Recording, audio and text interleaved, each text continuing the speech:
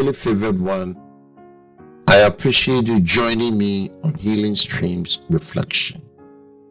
The title for today's post is Loving God More.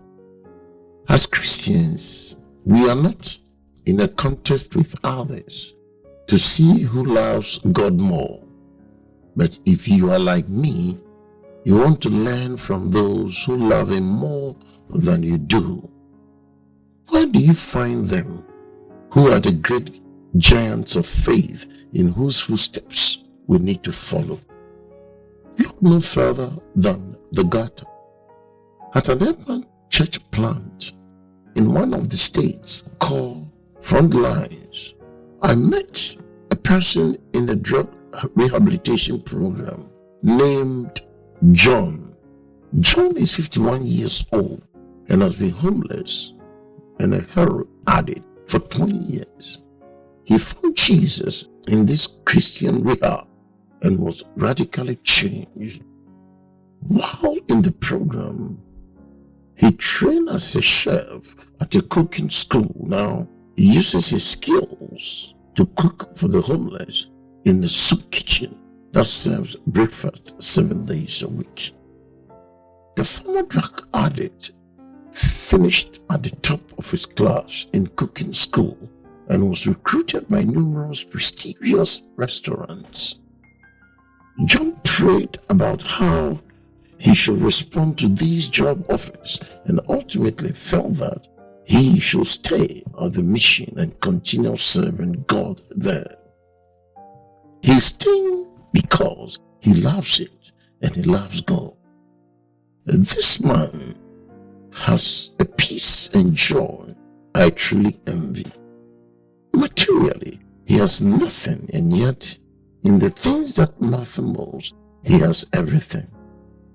Once when Jesus was invited to dine at a man's house, he was criticized for allowing a sinful woman to touch him. In reply, he said to Simon, his host, there was a certain creditor who had 2 debtors. One owed 500 denarii and the other 50.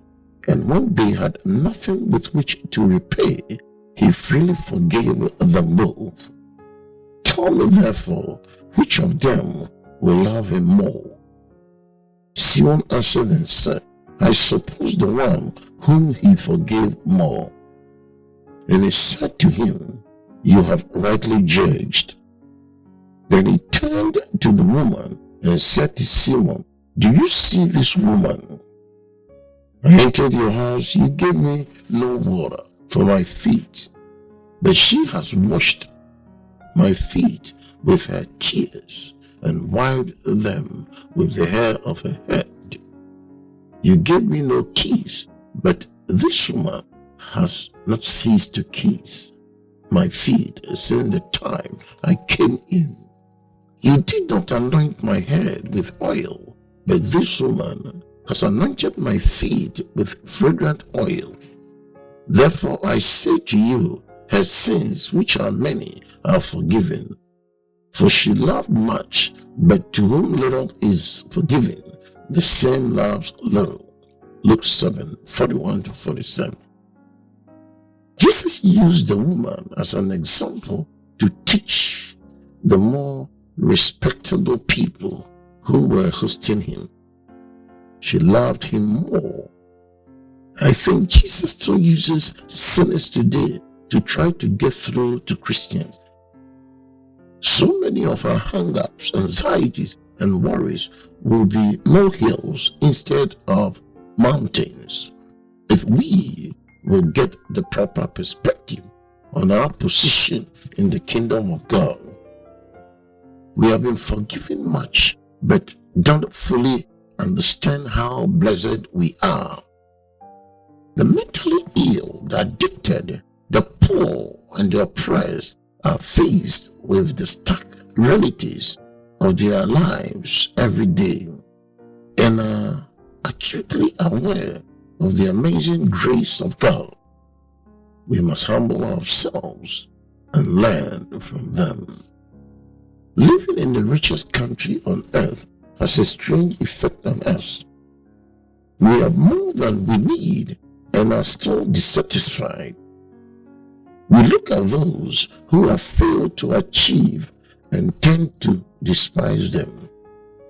Yet these broken people who love God so much are the ones He hears when they cry out, as Psalm 51 verse 17 and Psalm 55 verse 17 attest to. I suggest you spend time with some of them. I've been fortunate to make many friends on the streets.